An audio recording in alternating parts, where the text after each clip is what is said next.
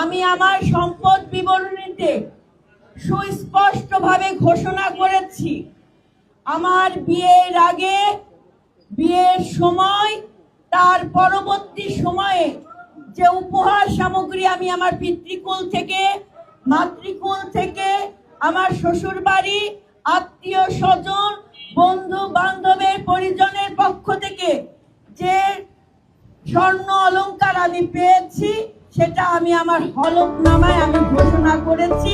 এটা নতুন কোনো ঘোষণা না, এটা 2024-এ ইনকাম ট্যাক্স, জুনের যে ইনকাম ট্যাক্স আমি প্রদান করেছিলাম, সেই ইনকাম ট্যাক্সে আমার ঘোষণা করা আছে।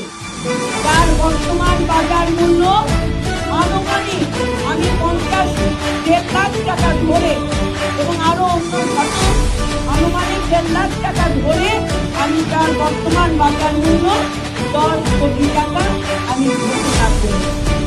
আমি সততার সাথে ঘোষণা করেছি, এটাই আমার সততার পুরস্কার। আমার একটি ফ্ল্যাট আছে, সেটি আমি ঘোষণা করেছি। আমার 2টি গাড়ি আছে, সেটিও আমি ঘোষণা করেছি। আমি যখন ঢাকা ব্যাংকের চাকরি করতাম, তখন আমি এই ব্যাংকে লোন দিয়ে আমি আমার এই আপনার মানে গাড়ি এটি আমি ক্রয় করি এবং সম্পূর্ণ লোন পরিশোধ করে আমি ঋণ দায় মুক্ত হয়েছি। আমি পরবর্তীতে আরেকটি গাড়ি ক্রয় করি, সেই গাড়িটি আমার পার্সোনাল লোন আছে 20 লাখ টাকা, এবং আমার কার লোন আছে 50 লাখ টাকা সিটি ব্যাংকে, আমি সেটাও ঘোষণা করে দিয়েছি।